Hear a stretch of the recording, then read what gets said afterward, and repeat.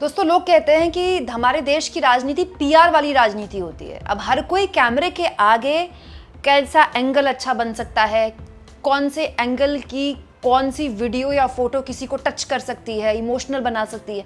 हर नेता इसी तरीके से राजनीति करता है और ये कोई बुराई नहीं है इसमें। देखिए दोस्तों, नेता ऐसे ही चलता है। नेता अपना परसेप्शन देश को, अपने पब्लिक को, अपनी जनता को दिखाता है, क्योंकि politics is all about perception. लेकिन इस बीच दोस्तों, राहुल गांधी का एक वीडियो सोशल मीडिया में वायरल हुआ तो लोगों ने राहुल गांधी की इस पर ट्रोलिंग की कि इतना भी नाटक नहीं करना चाहिए था जो पकड़ा जाता। हुआ क्या कि राहुल गांधी कल उड़ीसा के भुवनेश्वर में थे। हालांकि दोस्तों, राहुल गांधी की ट्रोलिंग के साथ साथ ट्रोलिंग नरेंद्र मोदी की भी होनी शुरू हो गई, एक ऐसी चीज को लेकर जो कि बार बार रिपीटेडली उनकी रैलियों में देखने को मिलती है। लेकिन पहले राहुल गांधी की बात पर आता है, खबर वहीं से शुरू होती है। राहुल गांधी कल भुवनेश्वर में थे, आप जानते हैं। उड़ीसा में उन्होंने एक रैली को संबोधित किया।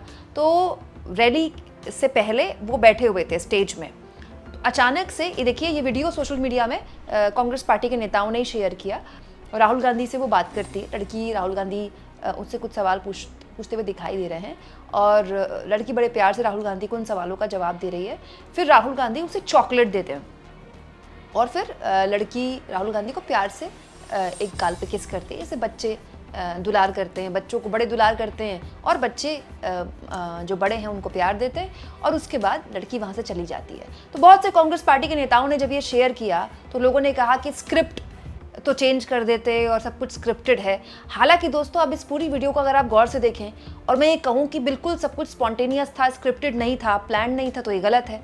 क्यों? क्योंकि अब आप इस बच्ची को देखें तो नीलम नाम की बच्ची है, ये बहुत प्यारी बच्ची है। उसके बाद बच्ची राहुल गांधी से बात करती है, राहुल गांधी उसे चॉकलेट देते हैं। तो राहुल गांधी के पास चॉकलेट हो, इसका मतलब ये है कि राहुल गांधी को पता होगा या उनकी टीम को पता होगा क्योंकि बच्चा उनसे मिलने आने वाला है।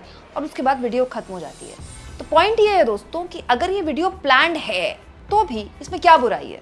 दोस्तों, इस प्यारी सी बच्ची नीलम ने जब राहुल गांधी से मुलाकात की तो उन्होंने कहा, बाद में मीडिया को बताया कि मुझे ऐसा लगा कि मैं प्रधानमंत्री से मिल रही हूँ। नीलम ने बताया कि उनके परिवार में बहुत से लोग हैं जो राहुल गांधी को पसंद करते हैं, राहुल गांधी के फ़ैन हैं। और राहुल गांधी ने उनसे पूछा कि वो कौन सी क्लास में पढ़ती हैं, कौन सा सब्जेक्ट उन्हें पसंद है। तो नीलम ने बताया कि उन्हें गणित बहुत पसंद है, मैथ्स पसंद है। और राहुल गांधी ने कहा कि खूब पढ़ाई करना, क्या बनना चाहती हो आगे। तो बच्ची ने कहा, मैं पॉलिटिक्स में आना चाहती हूँ। तो राहुल गांधी ने कहा, अच्छी बात है, लेकिन आप पढ़ाई पूरी करना। और उसके बाद राहुल गांधी ने उनको बाय बोल दिया। तो छोटी सी कॉन्वर्जेशन हुई, जिसके बाद बच्ची ने बाहर आकर बोला कि मुझे ऐसा लगा कि मैं प्रधानमंत्री से मिल रही हूँ। देखिए, बच्चे तो मासूम होते हैं, बच्चे को तो अच्छा ही लगा होगा। और मैं ये भी नहीं कह रही कि बच्ची जो है वो राहुल गांधी की प्रशंसक नहीं होगी। और दोस्तों, इसमें कोई बुराई नहीं है। अगर हमारे देश के राजनेता बच्चों से मिल रहे हैं, बुजुर्गों के पैर छू रहे हैं, तो ये बताता है कि हमारे देश के राजनेता उतने भी एग्रेसिव नहीं हैं जितने उनको एग्रेसिव होने की ज़रूरत भी नहीं है।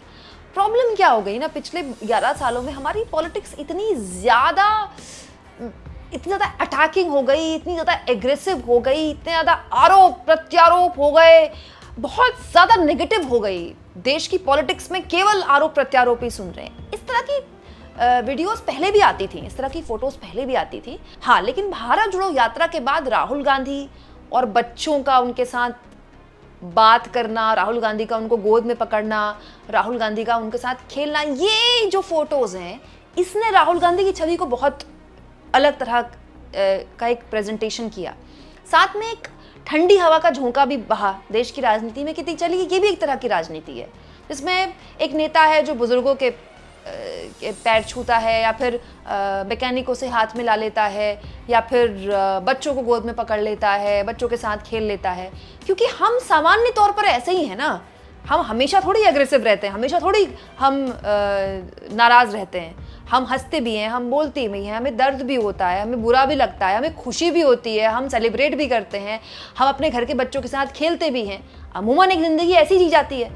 राहुल गांधी की जो पूरी परसेप्शन है, पॉलिटिक्स की परसेप्शन, उसी के इर्द गिर्द रची गई। तो हो सकता है कि ये वीडियो स्क्रिप्टेड हो। लेकिन दोस्तों, अगर ये वीडियो स्क्रिप्टेड है तो फिर इस वीडियो को लेकर भी सवाल उठने चाहिए। प्रधानमंत्री नरेंद्र मोदी कुछ वक्त पहले गुजरात में थे और जब वो गुजरात में रैली के अंदर एंट्री ले रहे थे, मोदी जी की तो ग्रैंड एंट्री होती है, तो जब वो गाड़ी से एंट्री ले रहे थे तो एक युवक थे जो हाथ में पीएम मोदी की फ़ोटो और उनकी स्वर्गीय माताजी की फ़ोटो उन्होंने ली हुई थी और वो फ़ोटो हाथ में लेकर ये जो युवक हैं वो खड़े हुए थे और ये काफ़ी इमोशनल थे। आप देखिए इस वीडियो में, फुल प्लेट में आपको ये वीडियो दिखाती हूँ। ये जो युवक हैं, मोदी आ रहे हैं, ये देखकर युवक कितने इमोशनल हो जाते हैं। इनके आंखों से आंसू बहने लगते हैं मोदी को देखकर और ये कांपने लगते हैं। देखिए इस युवक की कंपन आपको दिखाई दे रही है। कंपन, ये इमोशन तब आता है जब आप अपने नेता को बहुत प्यार करते हैं और वो नेता आपके सामने होता है। मोदी ने भी इसको एक्नॉलेज किया। मोदी ने इस युवक से जो फोटो थी वो मांगी और उसके बाद उन्होंने उसमें सिग्नेचर किया और उसके बाद भी ये युवक लगातार मोदी को देखते रहे, मोदी को बाय बोला। अब आप देखिए इस वीडियो को बार बार, इस युवक की आंखों का इमोशन देखिए, हाथों की कंपन देखिए। दोस्तों ये युवक मोदी का प्रशंसक है, इसमें कोई दो राय नहीं है। लेकिन ये वीडियो जिस तरह से शूट की गई, उसके बाद पीएम ने खुद अपने यूट्यूब चैनल में ये वीडियो पोस्ट की, तो इसको लेकर भी बहुत से लोग कह सकते हैं कि ये भी स्क्रिप्टेड है। अब जो वीडियो पोस्ट की गई तो बहुत से लोगों ने इस पर भी कमेंट किया कि ओवर एक्टिंग कुछ ज़्यादा हो गई। हालांकि मैं तो नहीं मानती कि ये ओवर एक्टिंग है। भाई जिस नेता को आप पसंद करते हैं वो नेता आपके सामने आ जाएगा तो आंखों में आंसू आ सकते हैं। ये बेसिक ह्यूमन नेचर है, आंखों में आंसू आना, अपने फेवरेट नेता को देखकर उछल कर उससे मिलकर चले जाना, ये एक बेसिक ह्यूमन नेचर है जो राहुल गांधी भी कर सकते हैं। हाँ, ये आप इस पर बात कर सकते हैं दोस्तों कि बेसिकली इस परसेप्शन की लड़ाई में कौन 21 साबित होता है और कौन 19 साबित होता है। इसमें कोई दो राय नहीं दोस्तों कि प्रधानमंत्री नरेंद्र मोदी ने देश की राजनीति में जब राष्ट्रीय स्तर पर वो आए दोस्तों तो उन्होंने देश की राजनीति को पूरी तरह से पोलराइज कर दिया है। दोस्तों होता क्या था, तो हमारे देश की राजनीति 3 ध्रुवों की थी, एक सरकार के विरोधी, एक सरकार के समर्थक और एक बीच में। मोस्टली जो लोग होते थे वो न्यूट्रल होते थे, बीच में, जो ना इधर होते थे ना उधर होते थे। अब क्या हुआ है हमारे देश में, ये जो बीच में जो लोग होते हैं, जो सरकार की आलोचना भी करते हैं और विपक्ष की आलोचना भी करते हैं, मतलब वो बीच में कहीं चलते हैं, इनका जो संख्या है वो ना के बराबर हो गई है। मतलब पूरी की पूरी पॉलिटिक्स जो है वो मोदी के इर्द गिर्द हो गई है। या तो आप मोदी के समर्थक हैं या तो आप मोदी के विरोध में, जो कि नहीं होना चाहिए। लेकिन यही मोदी की परसेप्शन की लड़ाई की जीत है। लेकिन इस पूरी परसेप्शन की लड़ाई में एक चीज छूट गई, मानवीय इमोशन। तो दोस्तों ये जो मानवीय इमोशन है यही टच करने की कोशिश राहुल गांधी भी करते हैं जब वो भारत जोड़ो यात्रा में बच्चों को गोद में ले लेते हैं या फिर किसी मोची से मिलने चले जाते हैं। यही इमोशन टच करने की कोशिश मोदी भी करते हैं जब वो किसी युवक से फ़ोटो ले लेते हैं और उसके बाद उसमें सिग्नेचर करते हैं। फिर उस युवक की आंखों में कैमरा क्लोज करके जाता है, फिर उस वीडियो को पोस्ट किया जाता है। लड़ाई परसेप्शन की ही है। हाँ, इस पर बहस की जा सकती है कि इस परसेप्शन की लड़ाई में कौन ज़्यादा रियल दिखाई देता है।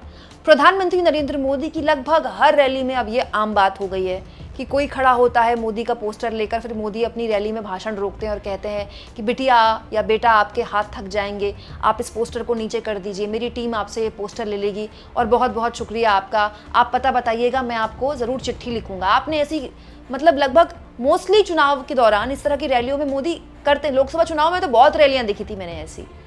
तो बहुत से लोग कह सकते हैं कि ये भी स्क्रिप्टेड है, लेकिन वो स्क्रिप्ट बताती क्या है? वो स्क्रिप्ट यही बताती है ना कि हमारा नेता जनता के दर्द को देख नहीं पाता कि कहीं उसके हाथ में दर्द ना हो जाए, कि हमारा जो नेता है उसके दिल में कितना मर्म है। हमारा नेता उतना भी एग्रेसिव नहीं है, उतना भी गुस्सैल नहीं है जितना उसको दिखाया जाता है। तो मोदी को ये क्यों करना पड़ रहा है? क्या इसीलिए कि कोई एक नेता खड़ा हो गया है जो पैदल चल पड़ता है, कोई एक नेता खड़ा हो गया है जिससे आसानी से कोई भी आकर गले लग सकता है, कोई भी उसे गाल पे किस कर सकता है, कोई भी उससे हाथ मिला सकता है? क्या इसके बाद ये सब कुछ हो रहा है? इस पर आप अपनी राय जरूर दीजिएगा दोस्तों, और जितना हो सके चैनल को शेयर भी करें, सब्सक्राइब भी करें और थैंक्स और ज्वाइन, ये 2 ऑप्शन है जिसके जरिए आर्थिक तौर पर भी अगर आप चाहें तो चैनल के हाथ मजबूत कर सकते हैं।